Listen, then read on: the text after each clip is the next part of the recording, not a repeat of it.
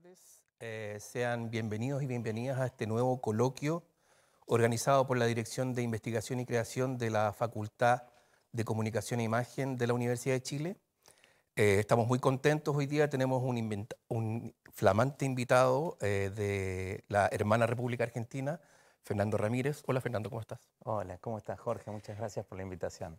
Hoy día nos convoca un tema muy interesante para no solo para nosotros dos, sino que en general un tema que tiene ramificaciones muy contingentes, ¿no?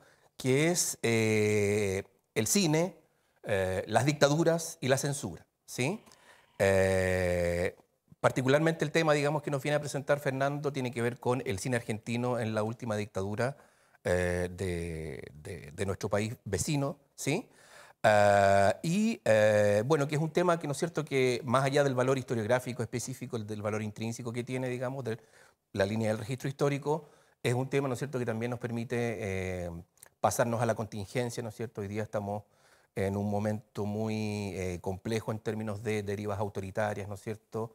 Y hay muchos mecanismos que están instalándose para, ¿no es cierto?, perseguir ciertas ideas, perseguir ciertas prácticas, ciertas organizaciones, qué sé yo, estoy pensando así rápidamente, ¿no es cierto? La ideología de género, las organizaciones antifascistas también son, a nivel global, ¿no es cierto?, son elementos que están siendo perseguidos en diferentes ámbitos y de diferentes maneras, ¿no? Entonces, este coloquio que tiene, insisto, una línea más de registro histórico, también nos permite pensar, ¿no es cierto?, la contingencia, el hoy día. Importante mencionar, sí, que bueno, Fernando está acá gracias a la Agencia Nacional de Investigación y Desarrollo, ¿no es cierto? Él fue invitado en el marco de un proyecto Fondesit sobre censura cinematográfica en la dictadura chilena, que es un proyecto del cual soy investigador principal, ¿no? Entonces, bueno, esa es una mención importante que hay que señalar. Paso a contarles brevemente la biografía de Fernando, para que tengan un poco la idea de desde dónde viene, cuál es su perspectiva, ¿no es cierto?, cuál es su trayectoria, ¿sí? Fernando Ramírez Llorens es doctor en Ciencias Sociales por la Universidad de Buenos Aires, donde se desempeña como profesor de Historia de los Medios. Es investigador adjunto del CONICET, que es el Consejo Nacional de Investigaciones Científicas Y y técnicas. Técnicas. Bien. En la Escuela IADES de la Universidad, de la Universidad Nacional de San Martín, donde es miembro del Núcleo de Historia Reciente. Su línea de investigación se concentra en el estudio de la relación entre medios y autoritarismos en la segunda mitad del siglo XX. Publicó el libro Noches de Sano Esparcimiento, Estado, Católicos y Empresarios en la Censura al Cine en Argentina, libro del 2016, y fue coeditor del volumen Televisión y Dictaduras, Apuntes para una historiografía en construcción, libro del 2021. Bien, y le pusimos a este coloquio, ¿no?, el título de Héroes, cómplices o víctimas, las complejas tramas entre cine y Estado autoritario en la última dictadura argentina. Entonces, bueno, sin más antecedentes, les cuento un poco el formato, ¿no es cierto?, de la presentación.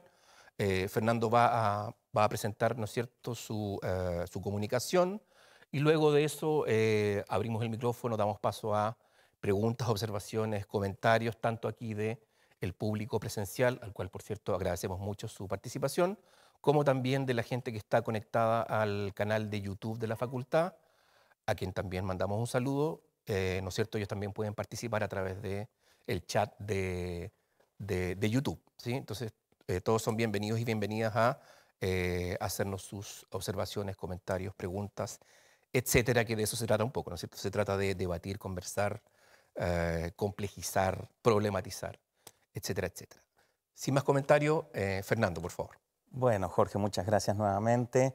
Y creo que esta pregunta de héroes, cómplices o víctimas apunta a algo que en general nos preguntamos desde las discusiones de sentido común, cotidianas, de qué hizo la gente con lo que le pasó, ¿no? ¿Qué hizo la gente con lo que le tocó vivir? Y en este caso, ¿qué hizo la gente de cine con la experiencia dictatorial y específicamente con la censura? Y ahí se nos abre otra cuestión que tiene que ver quizás con la experiencia específica, singular de Argentina, de que la censura empieza antes de la dictadura. de hecho empieza bastante antes. La última dictadura militar argentina, recordemos, va entre 1976 y 1983. Paréntesis, es una pregunta si caracterizarla como dictadura militar o cívico-militar, pero es la más militar de las dictaduras que hemos tenido varias en el siglo XX. Y en ese sentido, surge la censura estaba presente desde 1963, con el formato que va a tener durante la última dictadura militar. Entonces, en ese sentido, la pregunta es, ¿y qué sería lo específico del cine en dictadura? Si la censura ya venía de antes y ya estaba formateada de antes. Entonces, yo creo que una primera aproximación a la cuestión es la de tomar en cuenta que acá tenemos una estadística del estreno de largometrajes por año, agregando los estrenos de producción local y el resto de los estrenos, es decir, la producción extranjera. Y lo que vemos es, bueno, los que conocemos la estadística, el movimiento del mercado cinematográfico de esos años, vemos años que tienen una actividad un poco menor a el promedio. Digamos, los mejores años son años promedio de algunos años atrás, unos pocos años adelante. Y lo mismo podríamos decir de la producción local. Es una producción que siempre está en el promedio entre 30 y 50 estrenos por año. Bueno, en esta época es un poquito más baja, el promedio es 27, pero en todo caso no son números anómalos. Y de hecho, en el medio, digamos, tenemos unos años que son normalitos. Con lo cual, esto nos genera una primera pregunta de cuál es la anomalía, qué es lo que cambia. Lo que cambia no tiene que ver con la actividad, con el volumen de actividad. Y hay muchas otras persistencias, que las podemos ver acá, que tienen que ver con, por caso, algo que un sentido común sobre la dictadura, pero también repetido mucho en estudios históricos hasta hace poco, es la idea de la clausura del espacio público, es decir, esta idea de que no se podía hablar de nada, de que no era posible elaborar ninguna discusión que tuviera que ver con intereses políticos o públicos en general. Y en los últimos años, a partir de distintos aportes de historiadores que recortan sobre la historia reciente, sobre la historia cultural en particular, lo que queda claro es que hay ámbitos que están efectivamente excluidos de la discusión pública, temas que no se pueden tocar. El tema por excelencia que no se puede tocar es el de la represión y el de las desapariciones en particular. De eso no se puede hablar. Ahora, por caso, no viene a cuento, pero permite ilustrar, sí se podía debatir, por lo menos había sectores autorizados a debatir la política económica. Y entonces vamos a encontrar, muy pronto de asumido el gobierno dictatorial, discusiones, desacuerdos, críticas respecto a la política económica. Bueno, pasa algo parecido con la política cultural de la dictadura. Hay una cierta autorización, una cierta flexibilidad para hablar del tema, o por lo menos hay quienes van descubriendo que se puede hablar. Por ejemplo, hay una crítica lapidaria de Ernesto Sábato a fines de diciembre del 77, que es publicada en un diario muy importante de Buenos Aires, que es La Nación, y esa crítica de alguna manera pasa, es decir, es aceptada, se retoma, etc. Continúa su camino, podríamos decir, y eso va abriendo gradualmente la discusión sobre la política cultural de la dictadura. Entonces, tenemos ahí una cierta continuidad en cuanto a que si la censura era criticada antes de la dictadura, también va a ser criticada durante la dictadura. Por otro lado, tenemos circuitos alternativos, es decir, lo que decíamos recién, que en distintas dictaduras previas había habido distintas presiones a diferentes productores culturales y sin embargo siempre había habido resquicios, espacios donde poder clandestinos o no, simplemente alternativos, donde poder expresarse, que podían tomar la forma de festivales, podían tomar la forma de exhibiciones itinerantes, bueno, muchas formas, estoy dando solo algunos ejemplos. Después la política cinematográfica, que se define muchísimo antes del inicio de la dictadura. Es decir, uno podría decir, la política cinematográfica podía condicionar la producción. Sí, claro que podía hacerlo porque era un sistema de premios y castigos, de incentivos y censura que permitía orientar cierta producción. Bueno, de una manera muy sencilla. Si no me gusta lo que vas a hacer, no te lo apoyo. Bueno, pero esto se empezó a definir en 1957 y tomó su forma definitiva en dos legislaciones que se sancionaron en 1967 y en 1972. La dictadura recibió el modelo armado y no lo modificó. Lo heredó. También lo heredó de periodos autoritarios, pero el punto es que lo heredó. Y respecto a el cine, tampoco hay grandes transformaciones. La dictadura no se propone hacer un cambio en cuanto a que los distribuidores que distribuían siguieron distribuyendo, los exhibidores que existían siguieron exhibiendo, los productores siguieron produciendo, la cantidad de películas que se importaban se mantuvo, como vimos, más o menos constante, de los mismos orígenes. Y esto nos lleva al tema de lo difícil que resulta para los autoritarismos de la segunda mitad del siglo XX una política cultural que aísle del extranjero, de la influencia exterior.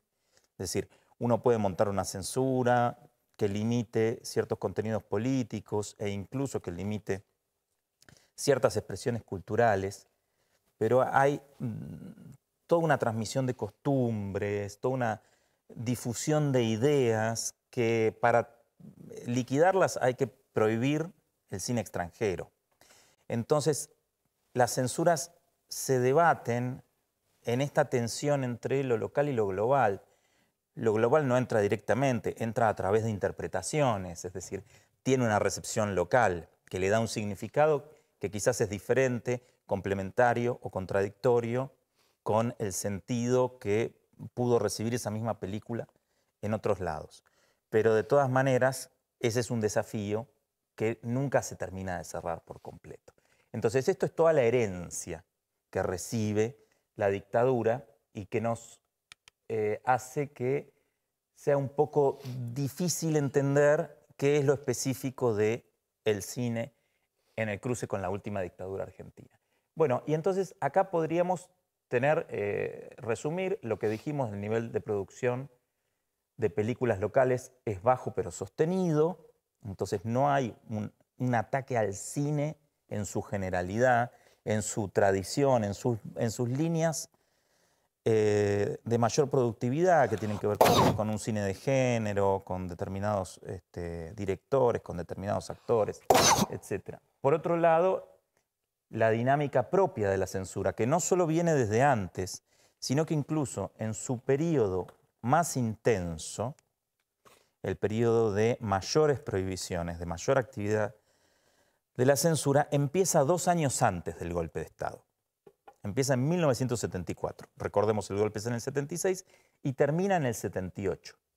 A partir de 1978 asumen una nueva dirección en el ente de calificación cinematográfica, el organismo de censura, que de alguna manera se propone recuperar lo que había sido la censura tradicional, esa que había empezado en el 63 y que había sido fuerte, sobre todo entre el 69 y el 73, que es una censura más negociadora, más dialoguista, que no deja de ser rígida, pero que en la comparación es mucho más liviana. Y por otro lado tenemos una situación concreta que es que nos da también una temporalidad interna dentro del periodo, que es la crisis económica a nivel nacional de 1981, que tiene características que no vienen a cuento, pero puntualmente implica una serie de devaluaciones del peso en relación al dólar que impactan fuertemente sobre la rentabilidad en dólares del negocio cinematográfico. Y ahí lo que vemos es que los distribuidores, incluyendo a los de las majors, es decir, a las filiales locales de las distribuidoras extranjeras, y los exhibidores van a reclamar muy fuertemente en algo que parece un reclamo contra la censura, en algo que parece una discusión en contra del autoritarismo, pero que claramente está motorizada en este momento por la pérdida de beneficios económicos. Y es interesante porque en ese momento los productores locales, es decir, las empresas, no estamos hablando de los directores, sino de los empresarios, de todas maneras no se expresan. Son los únicos que en este contexto no están enojados con la política cinematográfica del gobierno. En realidad sí lo están, pero no lo expresan. Bueno, y acá tenemos entonces, había elegido una imagen que me parece que expresa bien esta idea de una censura más flexible a partir del 78. Tenemos una película que es bastante representativa del destape español, como esa Asignatura Pendiente, y que el distribuidor local, que llega un poco tarde, y eso parece ser explicado por el relajamiento de la censura, y que el distribuidor local publicita con prohibido, prohibido, prohibido, ¿no? Prohibido la literatura, prohibido el sexo, prohibido pensar en algo que está hablando del franquismo, pero que dialoga muy bien con lo que está pasando en la dictadura. Y sin embargo, ya no es tanto problema como quizás hubiera sido 1 o 2 años antes. Bueno, entonces, llegamos a la pregunta sobre qué es lo específico del cine en la última dictadura, y lo primero que tenemos para decir, obviamente, no lo podemos dejar de lado, son los métodos represivos, es la desaparición de personas y puntualmente la desaparición de numerosos, en definitiva son un número importante, de directores cinematográficos sobre todo. Y también de listas negras, que no son una novedad absoluta, pero sí son sistemáticas en los medios de comunicación a partir de la última dictadura. Previamente había habido experiencias, había habido situaciones, pero no van a tener el nivel de organicidad y el nivel de compromiso de las 3 Fuerzas Armadas por hacer, es decir, confeccionar y hacer respetar un listado de personas que tienen prohibido trabajar en medios de comunicación. Actores, directores, guionistas y técnicos. La segunda especificidad es la creación de un circuito alternativo. Y entonces aquí vamos a abrir un paréntesis, hablemos de los cineclubes como circuito alternativo, pero este es preexistente, entonces no sería específico. El que es específico es el teatro. Y esto nos implica un desafío metodológico, ¿no? Porque, bueno, pero estamos hablando del cine. Bien, pero los enlistados, no todos, algunos sobrevivieron profesional y mentalmente en el exilio. Pero los que se quedaron, también algunos, una parte, pero una experiencia importante, sobrevivieron profesionalmente a partir, y sin dudas, mentalmente, a partir de poder trabajar en teatro, como libretistas, como directores, como actores. En el teatro independiente hubo distintas situaciones represivas, pero no fueron orgánicas. Y por otro lado, también allí derivó la mayor amplitud temática que no podía ofrecer el cine en esa misma época. Entonces tenemos un circuito alternativo del cine que no está basado en películas, pero que es a donde va el cine cuando tiene que sobrevivir a estos años, cuando tiene que pasar estos años. Y por último, y esto es una novedad que quizás la intuición nos impide ver, que es el surgimiento de un movimiento abolicionista de la censura.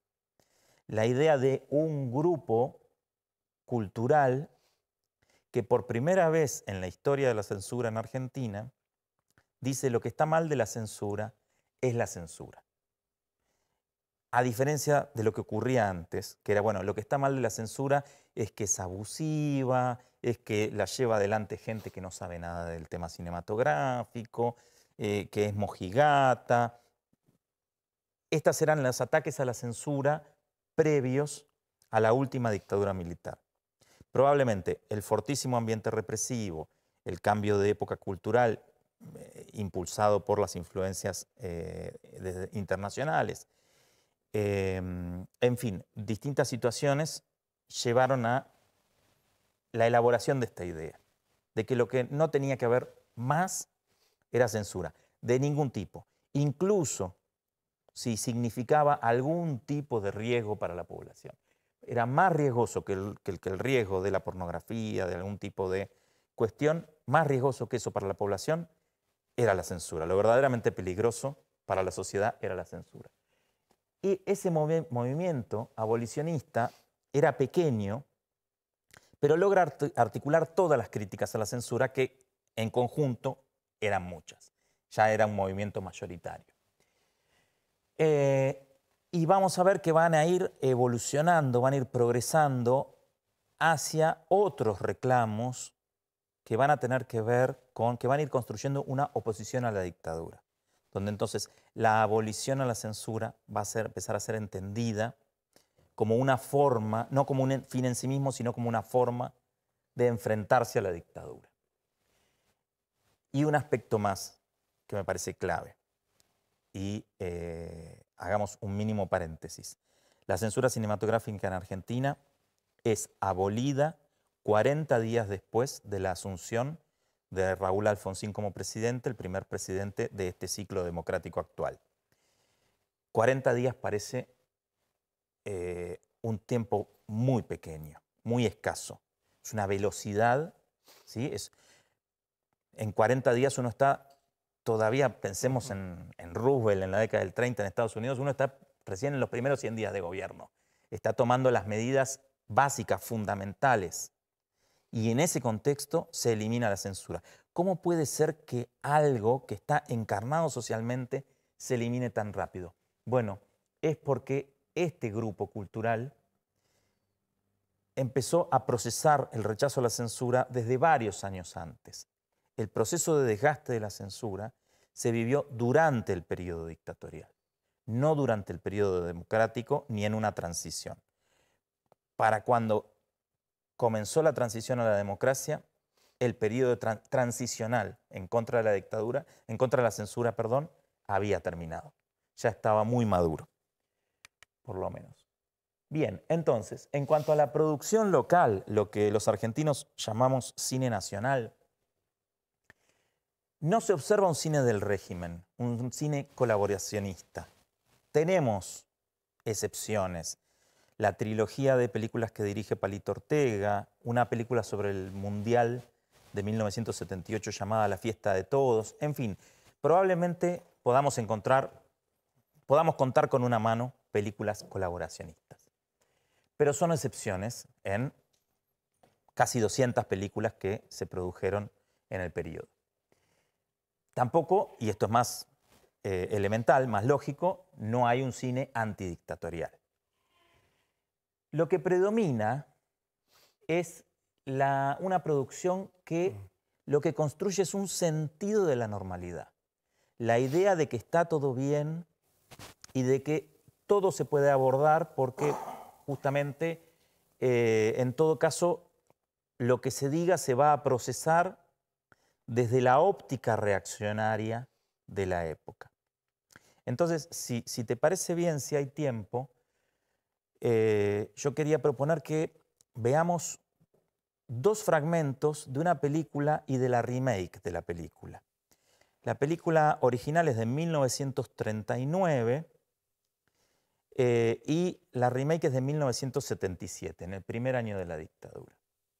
Es un pasaje muy recordado de la historia del cine, quiero decir, a la gente de la época le quedó en la memoria. Quienes vieron la película de Jóvenes de Niños la recordarán, pero que tiene que ver con la discusión sobre, a principios del siglo XX, que es la época en la que está ubicada la historia original y la remake, es la discusión sobre la posibilidad de incorporar a la familia a un socialista. ¿Sí? Es decir, la nena se puso de novio con un socialista. Y si te parece, vemos cómo se resolvió en 1939 y cómo se resolvió en 1977. La diferencia, vale aclararlo desde ya, es muy sutil. Vamos a tener que prestar mucha atención. En todo caso, después hacemos una conclusión, pero en esa sutileza está este sentido de la normalidad que les propongo. Este es el fragmento del 39. Acá vamos a ver el diálogo entre el padre y el pretendiente. ¿De qué se trata? Se trata de Felicia. Me gusta que venga derecho al asunto. ¿Y para qué andar con vueltas, don Ernesto? Yo quiero a Felicia. La quiero como sabemos querer los hombres honrados que ponemos pecho a la vida. Usted me conoce. Así es. Entonces, ¿me permite que visite esta casa como novio de Felicia? Sí y no. No comprendo. Lo vas a comprender enseguida. Y perdóname que te tutee, pero así me parece que van a tener más sinceridad mis palabras. Yo sé que sos un hombre honrado, trabajador, buen hijo, hombre en todas tus cosas. Le agradezco ese buen concepto. No te apuré en agradecérmelo porque ahora te voy a cargar la romana por el otro lado. Yo sé todo eso y sé que con esas cualidades vos podías hacer feliz a mi hija. Pero vos sos medio tocarme un vale. ¿Qué quiere decir? Que por malas compañías o lecturas o no sé qué diablos, andan metido en políticas nuevas que no van por buenos caminos. ¿No? Lo dice usted porque soy socialista. Y lo confesás. ¿Y por qué no? Si me siento orgulloso de serlo. Pero ¿usted no cree que deben renovarse los procedimientos políticos? ¿Usted sabe lo que es la política de ahora? Como para no saberlo si tengo un hombre derecho en mi casa, si la estoy sufriendo aquí mismo. Entonces, sí, pero una cosa es tratar de mejorar la política y otra la que pretenden ustedes. Socialista, ¿qué? Es que a los hombres nos asustan mucho las palabras. Socialista. Lo dice usted como si dijera ladrón o asesino. Pero ¿usted sabe lo que es? Lo que pretende el socialismo. Alterar el orden público, ponerlo de abajo arriba. No, don Ernesto, no. Pretende que haya un poco más de justicia en el mundo. Pretende que el pueblo se eduque, que sepa leer y escribir, que se proteja el trabajo. ¿Está mal eso? No, eso está bien, pero... Socialista. Algo más pedirán cuando... Piden lo que es justo, lo que es humano. Por eso soy socialista, don Ernesto. Bueno, ¿no? Entonces tenemos acá estos elementos de la persona es buena, eso está fuera de discusión, el problema es su ideología y aparece esta cuestión de los socialistas ponen bombas, quieren alterar el orden, en otro momento dice que ponen bombas, en el fragmento no, pero bueno, quieren alterar el orden, ponerlo de arriba abajo, y hay expresado un pequeño programa del socialismo que tiene que ver con una renovación política y tiene que ver también con un programa, ¿no?, que dice que el pueblo se eduque, que se proteja el trabajo. Bien, y no tenemos mucho más. Hay algo de la honradez y la sensibilidad social expuesto ahí. Bien, vamos a ver que el diálogo no cambia, salvo las 7 sutiles diferencias, podríamos proponer este juego, en 1977. Bueno, por supuesto, va a aparecer el color y van a cambiar los actores. Pero vamos a ver qué plantean ahora. Que por malas compañías o lecturas, o no sé qué diablo, andás metido en políticas nuevas que no van por buen camino. ¿Usted lo dice porque soy socialista? ¿Y lo confesás? Sí, estoy orgulloso de serlo. ¿Usted no cree que deben renovarse los procedimientos políticos? Bueno, yo... ¿No cree que la política debe ser otra cosa?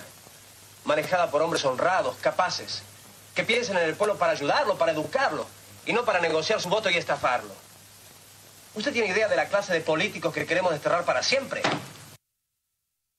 Fíjense,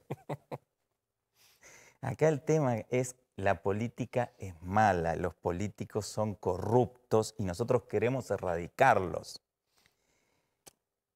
Es una anécdota que el que lo diga se reconozca socialista, porque es un discurso que le cabría a alguien de uniforme en este momento.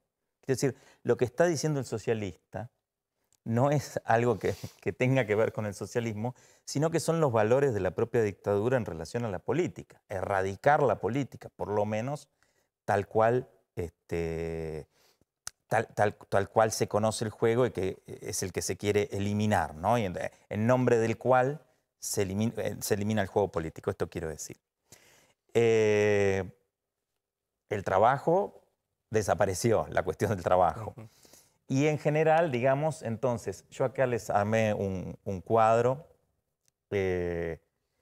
donde podemos ver las diferencias, ¿no? Entonces, en la versión de 1939, los valores del socialismo enunciados en la película son la renovación política, la educación y el trabajo, mientras que en la del 77 hay mucho más énfasis en la renovación política y hay una mención a la educación. Hay cosas que van a aparecer si vemos el fragmento más ampliado, pero para ganar tiempo hicimos algo más corto. En la versión del 39, el agente es el pueblo, ¿sí? Que la gente se eduque, dice el personaje, que se proteja el trabajo. No hay un nosotros de la política. Está claro que los que van a construir la transformación en última instancia es el propio pueblo. Y en cambio, está muy claro en la del 77 que son los nuevos políticos, los políticos que van a venir después de este proceso de transformación de la política. En la del 39, la lucha de clases se diluye, y esto es muy propio del cine de comedia, pero se enuncia por lo menos. Y en cambio, en el 77 no se enuncia. No, nadie quiere subvertir nada, nadie quiere poner ni la más mínima bomba. Y en el saldo de la conversación, que es algo que no vimos en ninguno de los dos fragmentos, pero que vale la pena, después lo pueden curiosear, si ven las películas completas, el saldo de la conversación del 39 es que el padre dice, no vaya a ser que no me haga socialista yo también. Como que quedó, si no convencido, por lo menos con ciertas inquietudes, y en el 77 el saldo de la conversación es, hay otro miembro de la familia que es un político clientelar de la vieja escuela, que hace todo a cambio de algo, que está en todos los arreglos. Bueno, entonces lo va a llevar a la familia para contrapesarlo con el otro y neutralizarlo. Pero de socialismo, nadie se enamora del socialismo. Bien, entonces, esta es la idea del sentido de la normalidad. ¿Está todo bien? ¿Quieren que hablemos de socialismo? ¿Hablamos de socialismo? No hay ningún problema en hacer eso. Claro, el tema es que los valores, el saldo de los valores es absolutamente reaccionario. Entonces, héroes, víctimas. Aquí tenemos alguna conclusión, por supuesto, provisoria. Hay un recorrido que va del inconformismo, del malestar, a la resistencia en los 7 años de la última dictadura. Que no los vemos en las películas, o sí, pero con muchísimo trabajo y en casos aislados. Lo que hay es una progresión en la cual se van articulando distintos momentos y se van imbricando, como si se tratase de una cadena, distintos momentos. En un primer momento, 1976-77, lo que hay es, en los medios de comunicación, en algunos medios de comunicación, la mención a los prohibidos, a los enlistados. Les doy un ejemplo. Hay una actriz muy identificada con el peronismo que se llamaba Irma Roy, y en el 77 el diario Crónica publica un reportaje a ella donde ella dice, la gente me lleva flores al cementerio porque cree que estoy muerta. Pero solo leyendo hasta el final de la nota uno encuentra que alguna articulación entre que eso es porque no está haciendo televisión. Pero nunca se explica por qué no está haciendo televisión y nunca se termina de explicar por qué la gente cree que está muerta, que es porque desapareció de todos los medios. A fines del 77 y sobre todo en el 78 se hace muy explícita la crítica a la censura, como un segundo momento. A partir del 79-80 se empieza a escuchar con fuerza la exigencia de la abolición de todo tipo de censura y en un segundo momento de esta etapa la denuncia de la existencia de listas negras. Hay un momento clave que podemos identificar alrededor del 80, que es el momento donde empieza la resistencia a la dictadura, que es el momento en que se asocia la falta de libertad de expresión en el cine a la falta de democracia. Es decir, ¿qué sentido tiene que estemos reclamando libertad de expresión si lo que tenemos que reclamar es la caída de la dictadura? Si nunca va a dejar de haber, nunca va a haber libertad de expresión mientras continúe la dictadura. Y ahí hay un adelanto muy grande que lleva después al reclamo de una nueva política cinematográfica, a la movilización pública exigiendo la abolición de la censura, la eliminación de las listas negras, y en el 82 empieza a aparecer la cuestión de los desaparecidos. ¿Dónde están las personas de cine que fueron desaparecidas, que nunca más aparecieron? Ahí tenemos en esa tapa del diario Clarín que en portada aparece la Marcha por el Cine Nacional, una movilización que se hizo todavía con mucho temor, porque todavía había fuertes represiones, en diciembre del 82, para entregarle un petitorio al presidente de ese momento, el general Viñones. Y insisto con este punto porque me parece clave, el último eslabón de esa cadena es el desarrollo de una política cultural para la democracia, y en ese sentido, varios de los que fueron parte del movimiento abolicionista van a ser luego funcionarios del gobierno de Alfonsín en el área de cultura, empezando por el secretario de Cultura, que había sido un escritor, un dramaturgo, que había estado en la lista negra. Bueno. Ahí está. Bueno, podemos hacer un aplauso, un primer aplauso para Fernando, agradeciendo su presentación muy motivadora. Obviamente lo primero que surge son ganas de hacer comparación, ¿no? La voluntad comparativa, porque efectivamente, siendo países muy cercanos que vivieron como procesos muy sincrónicamente, ¿no es cierto?, coincidimos en muchas cosas, pero las dos dictaduras tienen diferencias notables, ¿no? Similitudes, pero obviamente lo primero que me aparece son las diferencias, ¿no? Hay una continuidad cinematográfica, podríamos decir, al menos en el volumen de la producción nacional. En ese sentido, la dictadura no implicó un gran trastorno en la industria cinematográfica argentina. Y acá la verdad es que la dictadura fue una tumba para la incipiente producción nacional cinematográfica en todo sentido, ¿no? En sentido económico, en el sentido represivo, en el sentido comercial, etcétera. Ahora, y también hay una diferencia muy interesante en cuanto a el sistema censor, ¿no? En Chile hay una continuidad notable en la existencia del Consejo de Censura Cinematográfica, se llamaba en esa época. Es algo que arranca el año 25 a nivel nacional y se termina el 2003 recién, ¿no? Durante esos 80 años, digamos, el Consejo estaba facultado para prohibir películas y hay hay cambios legislativos en la década del 50, qué sé yo, pero es una institución legitimada dentro de la clase política, con representación amplia, que en algunos momentos, particularmente a fines de los años 60, hay una voluntad de cambio, ¿no es cierto?, una voluntad importante de cambio, pero es una institución que durante 80 años es parte constitutiva del sistema cinematográfico y está reconocida y legitimada, digamos, ¿no? En cambio aquí recién la censura se centraliza, se hace nacional, digamos, en los años a fines de los 50, ¿no? Sí, tiene un periodo nacional durante el peronismo, Ajá. pero sí, en el 59 podríamos decir que se hace nacional y no sin muchos reclamos, muchas quejas, porque efectivamente era inconstitucional. Es decir, la Constitución dejaba claro que ese tipo de tareas era de nivel local, de nivel municipal. Perfecto. Y bueno, 40 días después del fin de la dictadura en Argentina se suprime la facultad de prohibir películas. Acá, 13 años después del fin de la dictadura, recién se elimina esa facultad, ¿no? Que es algo bastante difícil de comprender, ¿sí? Bien, no quiero monopolizar la palabra, por supuesto que se abre el micrófono para quien quiera observar, preguntar, cuestionar.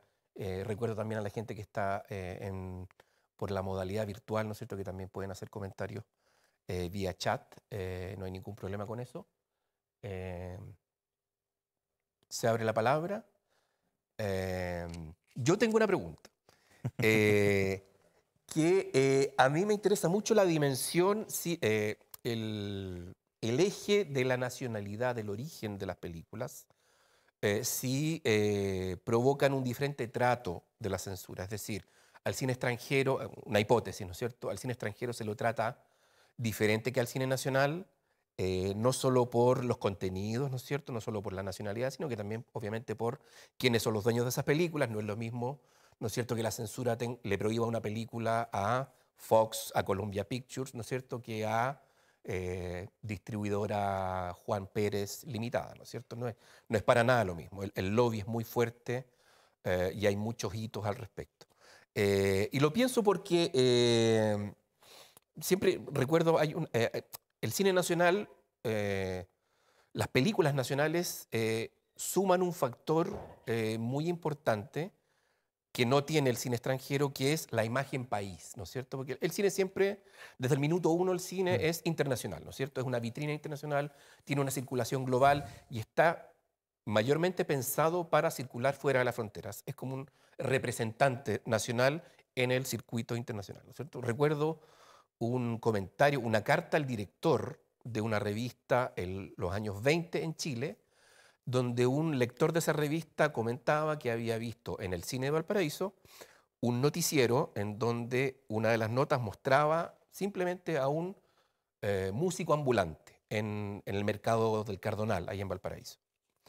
Y eso le parecía intolerable, él opinaba que había que censurarlo, que había que prohibir ese tipo de imágenes, porque ¿cuál era la imagen que estábamos dando como país al exterior? ¿No es cierto? Una imagen de pobreza, ¿no es cierto?, de precariedad, de gente mal vestida, de gente, ¿no es cierto?, que da lástima, creo que decía, ese era uno de los argumentos de la carta, ¿no es cierto? Esto da lástima, ¿qué imagen estamos dando en el exterior? ¿Sí? Entonces eso, la imagen país creo que es un argumento fuerte, al menos de lo que yo he detectado. Salto hacia el año 84, película chilena, una de las pocas películas chilenas que trató de meterse en el género de lo pícaro, ¿no es cierto?, de lo erótico. La película se llama ¿Cómo aman los chilenos?, dirigida por Alejo Álvarez. Película del 84 que fue calificada para mayores de 18. Es una película que tiene una estructura muy de sketch televisivo, ¿sí? Y es una película muy poco, muy moderada, ¿no? Tiene muy poca piel, muy poco desnudo. El afiche es, uno ve el afiche y uno no lo atribuye, no lo asocia, digamos, con el género pícaro erótico, porque es un afiche muy moderado, qué sé yo, ¿no? Entonces, obviamente, ahí hay un tipo de autocensura. A pesar de que no tenía desnudos la película, muchos críticos y cronistas la consideraron vulgar, ordinaria, sexualizada, porque había menciones a la pastilla, a la píldora, ¿no es cierto?, anticonceptiva, porque había una escena donde había una idea de, ¿cómo se llama?, una práctica de generar un aborto espontáneo, había una pareja que no quería que no quería proseguir con su embarazo y trataban de generar, en una lógica muy cómica, un aborto espontáneo. Y eso a mucha gente le pareció, digamos, inaceptable y pedían que la película fuera recalificada, que en vez de mayores de 18 fuera para mayores de 21 o incluso prohibida, ¿no? Entonces, una película muy moderada, con muy poca sexualización en términos gráficos y de corporal, digamos, igual fue considerada inaceptable, ¿no? Probablemente porque era nacional, porque era chilena, porque en esa misma época uno abría cualquier diario de circulación nacional, La Segunda, La Tercera, Las Últimas Noticias, y era un festival de desnudos, de verdad, ¿ya? Salvo el Mercurio, ¿no es cierto?, que el Mercurio siempre ha tenido una línea editorial más recatada en ese sentido, pero diarios muy oficialistas, diarios muy conservadores, en las páginas cinematográficas era un desfile de afiches muy provocadores, muy sexualizados, con desnudez explícita, sin ningún tipo de moderación, ¿no? Entonces, ¿por qué los italianos y los franceses podían, ¿no es cierto?, repletar el espacio editorial con desnudez, pero una película chilena apenas sí podía insinuar cierta sexualización, ¿no? Entonces creo que hay un criterio, hay un tema ahí entre lo nacional y lo extranjero. No sé si lo ves, si está presente ahí. Me parece complejo para el caso argentino, me parece interesante para comparar, porque, digamos, una breve mención, la producción argentina de largometrajes empieza con la expansión del sonoro. Entonces, desde 1933 empieza a haber una producción sostenida de largometrajes. Es un periodo donde están en el poder los nacionalistas, conservadores, y hay toda una discusión respecto a esto, respecto a cuál es el cine que se tiene que hacer en Argentina. Aquel que presente la forma de ser argentino, la idiosincrasia, y que haga una buena publicidad del país en el exterior, digamos, aquel que represente mejor para adentro y que publicite para afuera. Y es una discusión interminable, pero que quedó objetivada, congelada en el término cine nacional, ¿no? Los argentinos no hablamos de cine argentino, hablamos de cine nacional, hasta el día de hoy, que es muy fuerte y que es una marca de esta discusión. Ahora, si vamos a los 70, bueno, Miguel Paulino Tato, el censor entre 1974 y 1978, además de ser nacionalista, era un crítico cinematográfico de la década del 30. Es decir, que había una conexión directa con aquella discusión. Y por caso Tato decía, era el momento, por decir algo, de las sexy comedias de Olmedo y Porcel. Y Tato decía que representaban la idiosincrasia nacional, que el porteño era así. Y entonces no estaban mal. Tato, que no solo era nacionalista, que era fascista y que prohibía las películas de karatecas porque decía que eran excusas de varones para toquetearse. Sin embargo, no veía nada malo en las películas de Olmedo y Porcel, que ahora no vamos a desarrollar, pero las pueden ver y sacar sus propias conclusiones. Ahora, me parece que hay una cuestión de mercado ahí, porque no conozco el caso chileno. En el caso argentino, a fines de la década del 60 y principios de la del 70 se produce una concentración de las distribuidoras de origen norteamericano. Y pasaron de ser 6 o 7 empresas a ser 2. Y distribuían solo algo así como entre el 15 y el 20% de los títulos que se estrenaban, pero acaparaban entre el 80 y el 90% del público. Es decir, que al 80% de las películas le quedaba un 20% del público. Lo que implicaba que para las distribuidoras de capitales locales, lo que se solía llamar las independientes, tuvieran una lucha por la supervivencia. Tuvieran que definir estrategias para poder hacerse un lugar, para poder apelar a nichos de público, para poder captar la atención ante la desigualísima competencia con empresas que tenían toda una capacidad publicitaria y toda una facilidad para conseguir títulos de mucho gancho. Y creo que ahí es donde empieza una búsqueda por distintos lados, ¿no? Entonces, el cine italiano era más prohibido. Sí, es cierto, pero ¿qué tipo de películas italianas venían?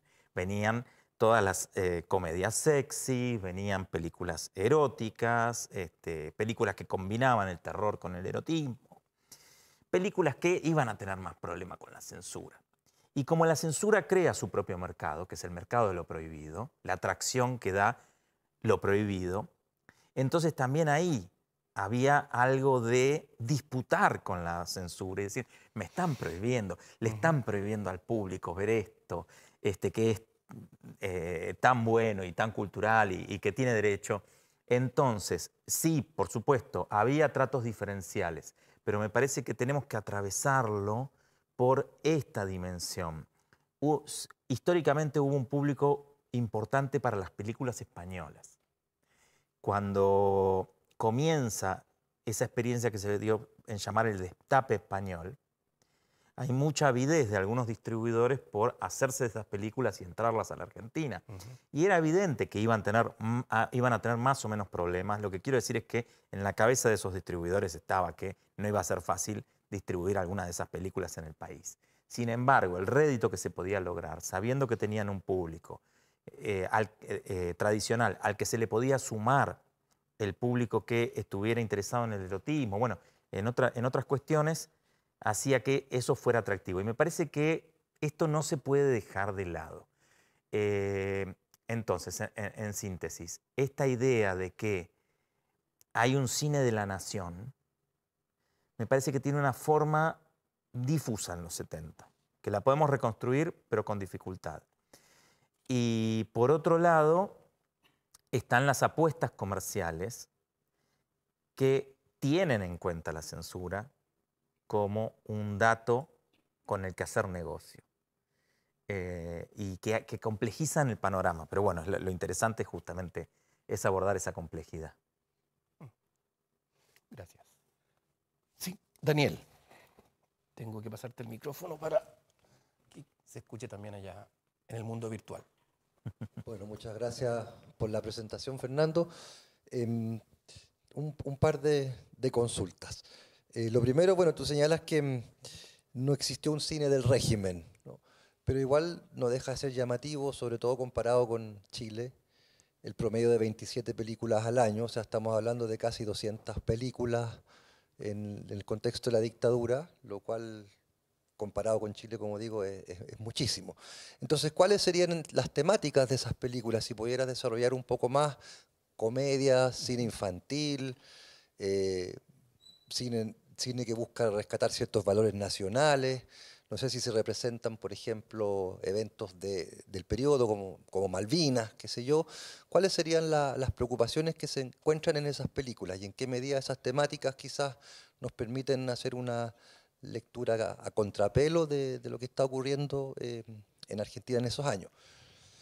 Y lo segundo tiene que ver con el público. Quizás ahí te saco un poco de la presentación, en la medida que tú comentas estos circuitos alternativos que se desarrollaron en el periodo, uno podría plantear quizás que va mutando también el tipo de público que acude a las salas de cine, en qué medida se mantienen los flujos de público anteriores a la dictadura, hay un aumento, hay una disminución, si tienes alguna información al respecto, ¿no? ¿Quiénes van al cine en el fondo?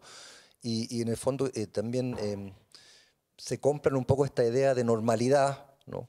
Que todos sabemos que no era así, por lo menos en lo que yo conozco, que es más la historia de la música, del rock, sí existieron múltiples recursos para decir las cosas sin decir, ¿no? Por medio de alegoría, etcétera, doble sentido. ¿En el cine se aprecia algo de ese tipo también? Eso. Gracias, Daniel. Bueno, Daniel, es súper interesante las preguntas. Voy a ver hasta dónde conozco para contestar. En principio, respecto a el tipo de películas, tiene una continuidad con lo previo y una forma rápida de responderlo sería es un cine de géneros, donde sí, la comedia es muy fuerte, hay cine infantil, hay mucho policial, en fin, son el tipo de cine que sería previsible en relación a lo que es la producción de los años previos. Sobre eso, sí, efectivamente funciona para algunas películas. La alegoría, otro recurso es situar la acción en otro momento histórico. Entonces, sí hay un auto que frena, hay una persona que es ingresada a la fuerza al automóvil, el automóvil arranca a toda velocidad y se lo lleva, pero eso sucede a principios de los 70.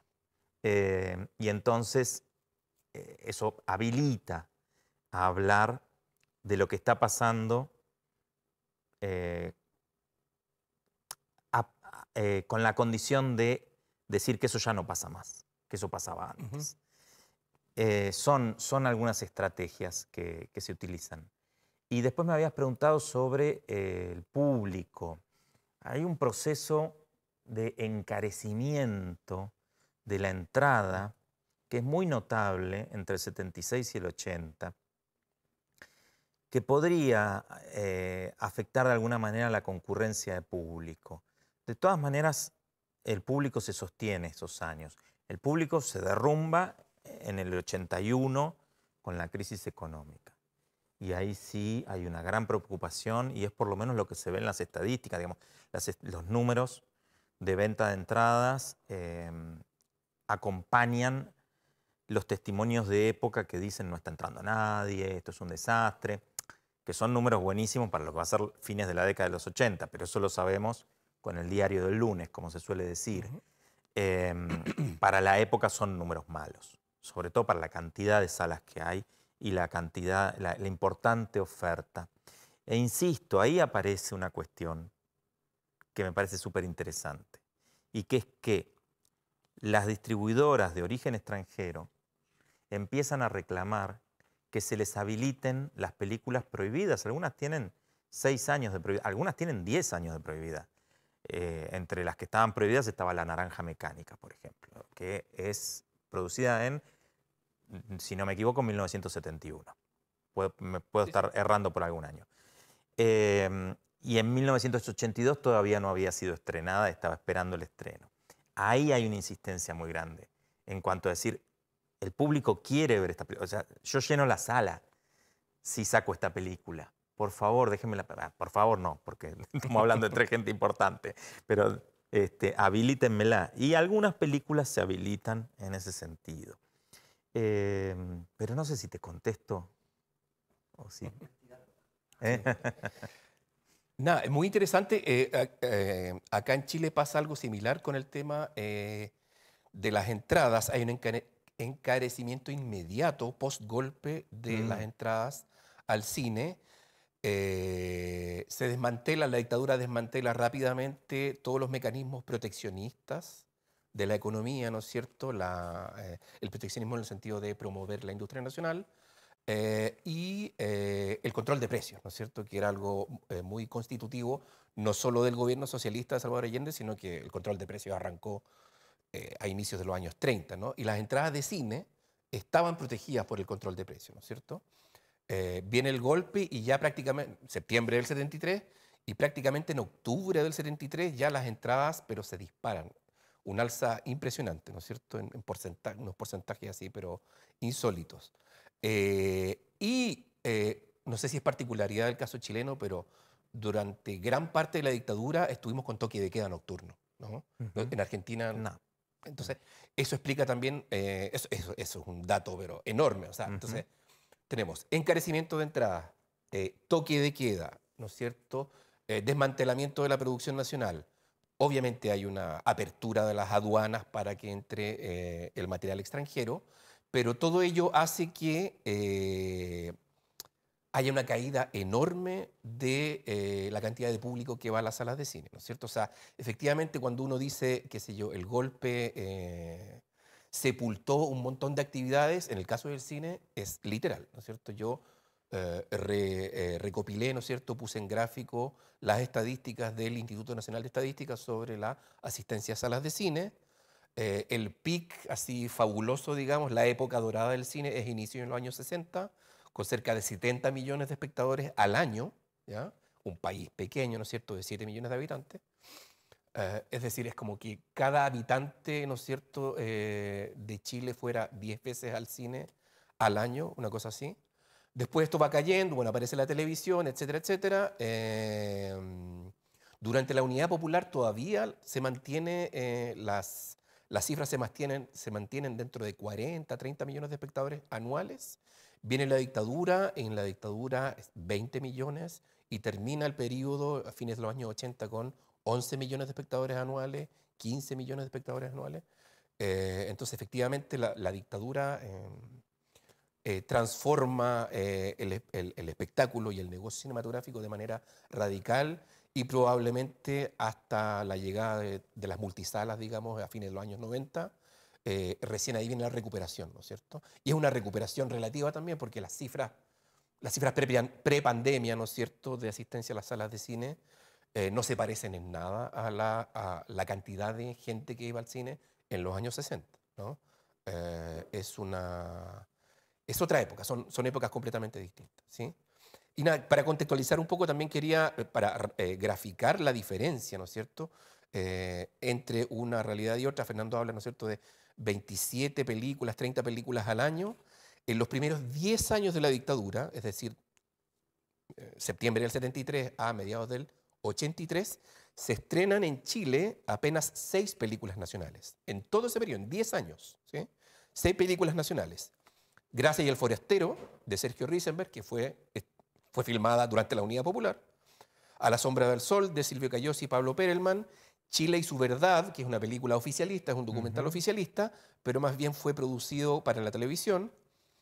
De ahí saltamos al 79, Julio comienza en julio, de Silvio Cayosi, que fue como un gran momento cinematográfico en Chile, porque fue una película muy conceptuada, muy bien conceptuada en el extranjero, estuvo en Cannes y qué sé yo.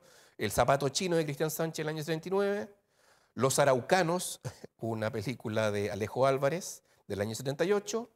De ahí hay una película del 82 en video, Los deseos concebidos, de Cristian Sánchez, y sería todo, ¿no? Después ya, el 83, hay una retomada del cine nacional importante, pero en los 10 primeros años, solo 6 películas de largometraje en soporte fílmico se estrenan en el país. Entonces realmente ni se compara con cómo era la actividad nacional durante la Unidad Popular y durante los últimos años de Eduardo Frei, el gobierno demócrata cristiano.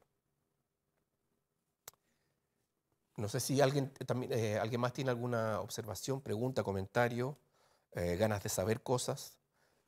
Aprovechemos a Fernando. Ahí me parece que... Sí.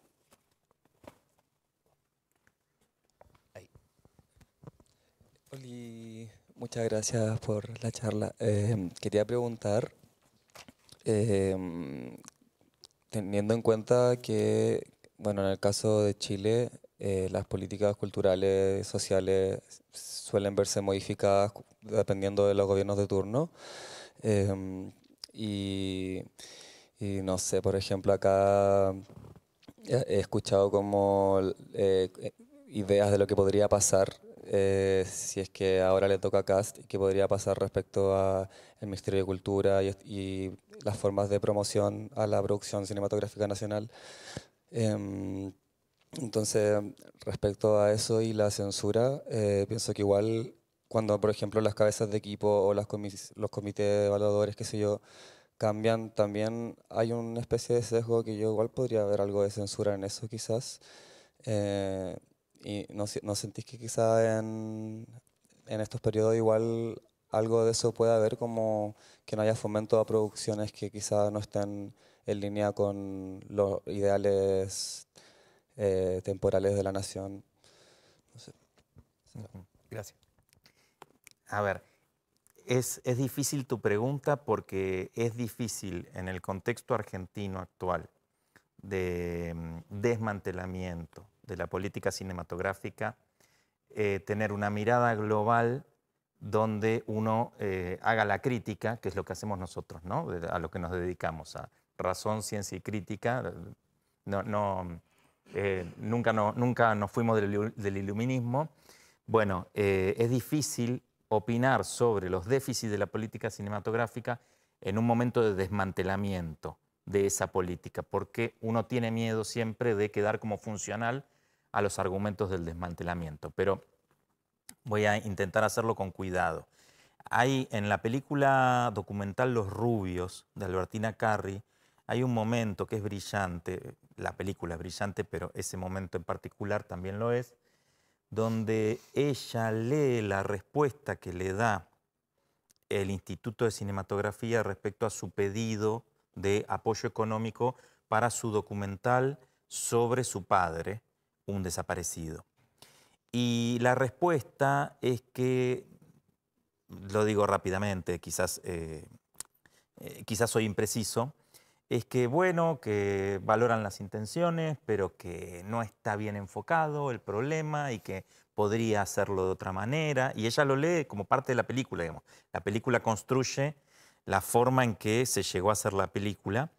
Y esa respuesta es una intervención sobre las intenciones creativas del director. Es algo absolutamente inconducente, que uno solo tiene que rechazar, como lo rechazó la directora, que finalmente lo puso en la película, con lo cual uno podría decir final feliz. No sé cuánto trabajo le habrá dado, final feliz. Entonces, en el apoyo económico, en la intervención del Estado, siempre está el riesgo de la desnaturalización y la orientación, y eso tiene que estar presente. Por eso estas instituciones tienen que ser públicas, no estatales, es decir, con el apoyo económico del Estado, pero manejados como entidades de interés común, lo más plurales posibles. Bueno, esto es una cosa, y esto es un problema de la política cinematográfica. Lo que no obsta para que hoy el argumento del desmantelamiento de la política cinematográfica sea: lo que pasa es que las películas no las va a ver nadie, no le interesan a nadie, lo cual tiene dos aspectos. Uno, es falso, pero si uno concediese el beneficio de la duda, siempre es interesante analizar las cosas en sus propios términos. Lo que pasa es que acá la tentación es no hacerlo porque el rechazo es in limine, es falso. Pero si aceptamos para analizarla en sus propios términos, lo cierto es que lo que estás haciendo es una censura de mercado. Ah, entonces como al mercado no le interesa, entonces no hay que filmarlo. Entonces, ¿dónde dejamos las historias que valen la pena ser contadas, aunque sea a pequeños grupos? Entonces, ¿dónde dejamos las historias que hay que contar para la posteridad, para las décadas que vienen, para dejar registro, para dejar memoria? ¿Dónde queda todo eso? Ahora, una vez que lo criticamos en sus propios términos, vamos al punto. Hoy se sigue mirando como, pero con mala intención, por supuesto, como forma de evaluar la repercusión de una película, las entradas vendidas en línea de estreno. La línea de estreno es cada vez menos importante. Desde la década de los 80 la línea de estreno fue retrocediendo. Estoy hablando de nuestros países, en otros países antes.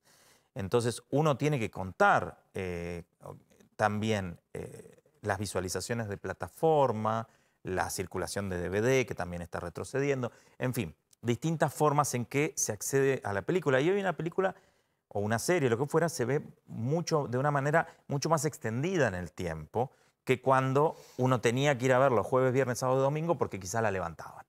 Y es donde entonces en 3 o 4 semanas, una película que estaba 4 semanas en cartelera era una película que había andado bien. No había sido una locura, pero había recuperado sus gastos y había hecho una buena ganancia. Entonces, estamos mirando hoy que las películas duran una semana en línea de estreno, pero porque ya cuando se lanzan ya tienen comprometida el estreno en plataformas, se utiliza ese número para criticar la política cinematográfica. Entonces yo creo que esto sí, el apoyo económico no tiene que funcionar como censura, pero el éxito económico o la repercusión económica tampoco tiene que funcionar como censura. Tenemos que permitir que primero se haga la película y que después haya opiniones sobre esa película. No se puede opinar antes de que la película esté hecha. Gracias, Fernando. Nos quedan 10 minutos, todavía tenemos un tiempo adecuado para más comentarios. Sí, bueno, sobre ese tema es interesante. O sea, el concepto de censura que estamos manejando acá, ¿no es cierto?, es el tradicional, es decir, la facultad de un organismo centralizado, estatal, ¿no es cierto?, de poder suprimir y prohibir, prohibir de plano la circulación de una obra, ¿no es cierto?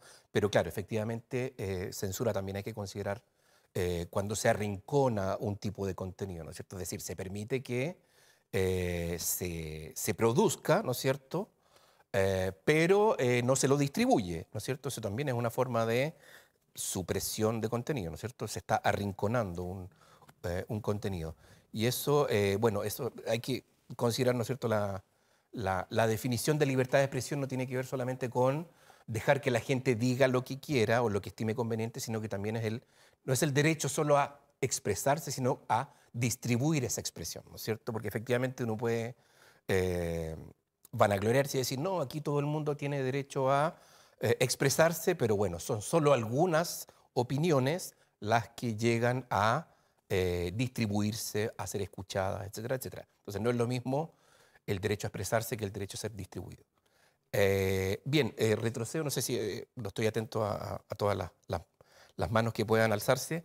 Volviendo al tema concreto, digamos, del cine argentino en dictadura, es muy interesante que En la lista de películas prohibidas en la dictadura chilena, que son aproximadamente 470, es una locura, que hay algo interesante, ¿no? En Argentina el corte estaba autorizado, la supresión de escenas estaba autorizada, ¿no es cierto? Aquí estaba prohibida por ley, no se podían modificar las películas. Entonces, o se autorizaba completa o se prohibía completa, eso quizás explique, ¿no es cierto?, la alta tasa de prohibiciones. Bueno, dentro de esas prohibidas hay alrededor de 15 películas argentinas.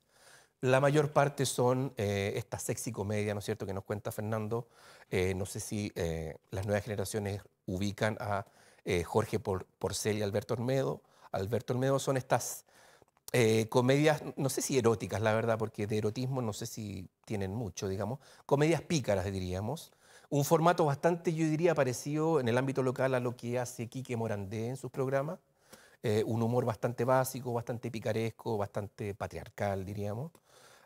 Y es muy interesante que varias de esas comedias, ¿no es cierto?, que fueron financiadas por la dictadura argentina, en Chile fueron prohibidas, ¿no es cierto? Pienso específicamente en una que se llama Hay que romper la rutina. Creo que el título es así, ¿no es cierto? Que es muy interesante. Es una película, no la voy a evaluar en términos artísticos, digamos, pero es una película de dos hombres de mediana edad, ¿no es cierto?, que están cansados de la rutina matrimonial y quieren divertirse fuera del matrimonio, ¿sí? Un argumento muy típico de todas las comedias italianas y qué sé yo, pero ese dispositivo, ¿no es cierto?, ¿cómo se dice? Esa premisa de guión, ¿no es cierto?, la diversión está fuera del matrimonio, era algo subversivo para los valores de la dictadura, ¿no es cierto? Una película que a todas luces hoy día es liviana, ¿no es cierto? No tiene no tiene una sexualidad provocadora, ¿no es cierto? No es una película que uno pueda como sentirse comprometido por alguna escena, digamos, pero es básicamente la premisa, ¿no es cierto? Que el matrimonio genera frustración, genera insatisfacción y la felicidad está fuera del matrimonio. Obviamente la película termina con un final moralizante, ¿no es cierto? Los tipos vuelven a querer a sus esposas, ¿no es cierto? Después de que se divirtieron mucho afuera, qué sé yo, pero la película fue prohibida, ¿no? Entonces, muy interesante esa diferencia, ¿no es cierto? Película financiada por la dictadura argentina, prohibida por la dictadura chilena. No sé si Sí, te hace yo creo que, sentido. no, yo creo que ahí hay un montón todavía para pensar y para intentar comprender, sí. Que me parece que tiene que ver con cierto descompromiso de la dictadura argentina respecto al tema moral. No le interesaba. Y digo, tenemos algunos hechos concretos en este sentido. La censura en Argentina siempre tuvo, mejor dicho, perdón, después del peronismo, es decir, en la segunda mitad del siglo, estuvo motorizada por laicos católicos, es decir, por el catolicismo, pero no por las jerarquías ni por el sacerdocio, sino por las personas de civil del catolicismo. Y a principios de los 80 se publican las únicas encíclicas, los únicos documentos, no encíclicas, documentos episcopales de la jerarquía eclesiástica, criticando al presidente por la falta de censura.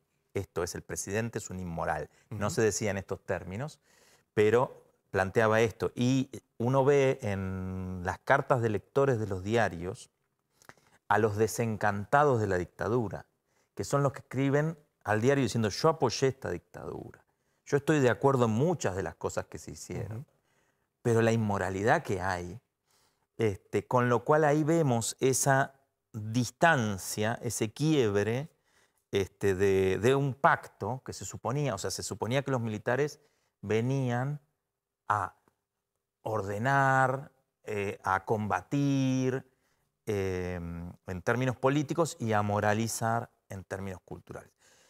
Y lo cierto es que los objetivos políticos los cumplieron y los morales no, los culturales no. Este era un discurso muy fuerte, que creo que dialoga con lo que decís vos. No les importaba, no era parte del plan.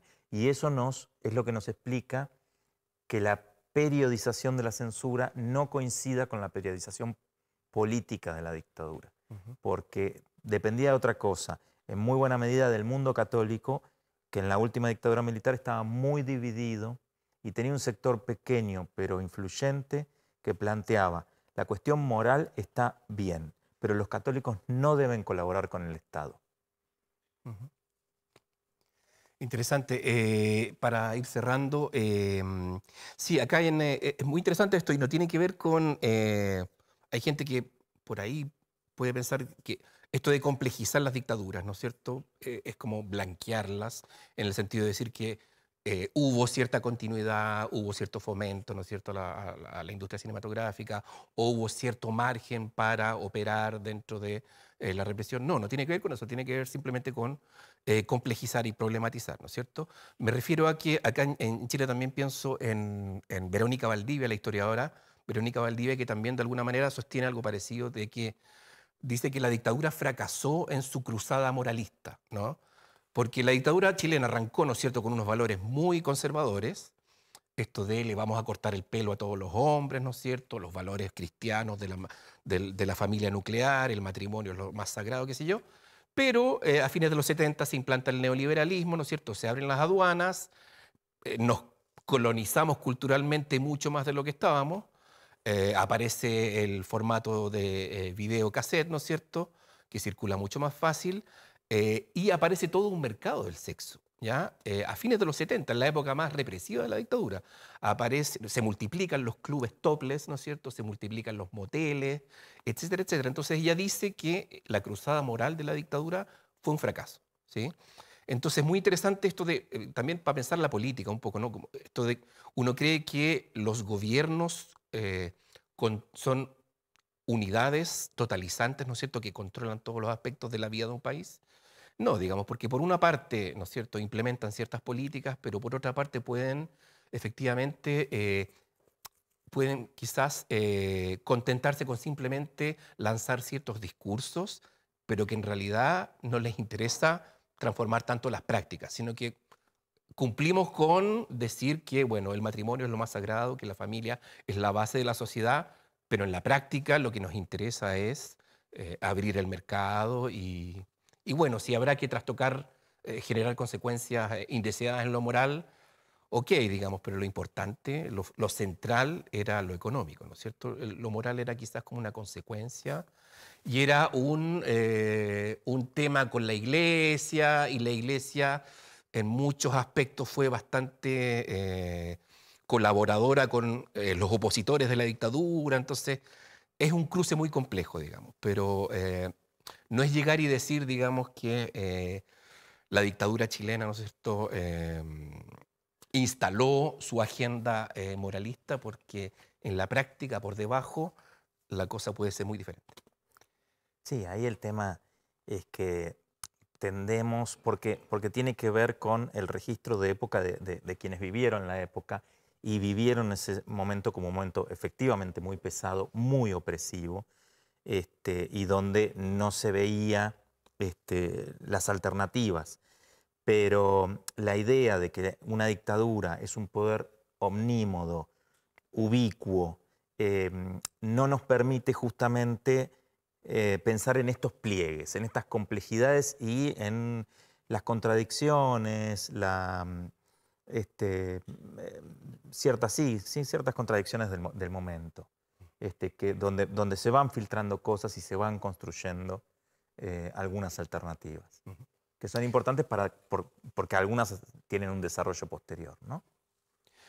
Bueno, vamos a tener que dejarlo hasta acá. Te agradecemos mucho, Fernando, tu visita, No, tu charla, ¿no es cierto? Podemos aplaudir nuevamente. También les agradecemos mucho a la gente que estuvo presente en el mundo virtual, ya que en el mundo presencial, de verdad, no es lo mismo hablar, ¿no es cierto?, a sala vacía que a sala prácticamente repleta, así que les agradecemos su tiempo, les agradecemos mucho su participación. Y nada, bueno, quedan invitados para los próximos coloquios de la Dirección de Investigación y Creación, y también quedan invitados e invitadas para este viernes a las 12 en la sala de consejo de la facultad, Fernando se va a referir en específico a una modalidad que la menciono acá, digamos, que es una modalidad que en Chile no se ha trabajado mucho, que es las listas negras en los medios de comunicación, ¿no es cierto? Que es un mecanismo un poco distinto a lo que hemos estado hablando, ¿no es cierto? Aquí la censura tiene que ver con la obra, con el producto. La lista negra es sobre la persona, ¿no es cierto? Que es un tipo de represión probablemente mucho más terrible y más duradera finalmente, ¿no? Bien, dicho eso, les agradecemos mucho su participación y será hasta la próxima oportunidad.